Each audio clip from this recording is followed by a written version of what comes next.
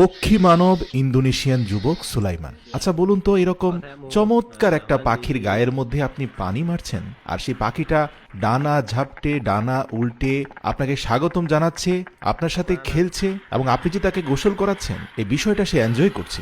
এটা কি আমাদের সাথে হতে পারে? উত্তর হচ্ছে কখনোই না। কিন্তু পক্ষী মানব সুলাইমানের সাথে হতে পারে। সে পাখিদের ভাষা জানে, কাকাতুয়া, ময়না, টিয়া, এমনকি কাক, মাছরাঙ্গা থেকে শুরু করে বিভিন্ন প্রজাতির পাখির জন্য সে ভিন্ন ভিন্ন মৌখিক শব্দ উচ্চারণ করে, আর পাখিগুলো দৌড়ে এসে তার হাতে বসে যায়। এ এক বিরল যোগ্যতা আল্লাহ তাআলা তাকে দান করেছেন। যুবক সুলাইমানের এই দক্ষতা যোগ্যতা দেখে নবী হযরত সুলাইমান আলাইহিসসালামের কথাও মনে পড়ে যায়। যদিও তিনি আল্লাহ প্রদত্ত বিশেষ জ্ঞানে জ্ঞানী ছিলেন, পৃথিবীর সকল জীব জন্তু এমনকি জিনজাতিরাও পর্যন্ত তার অনুগত ছিল, কিন্তু বর্তমান জামানায় এসে এভাবে পক্ষীকুলকে নিজের বিশেষ ভাষা বা শব্দ ব্যবহার করে আয়ত্তে রাখা, বশ মানানো, এটা এক নজিরবিহীন ঘটনা।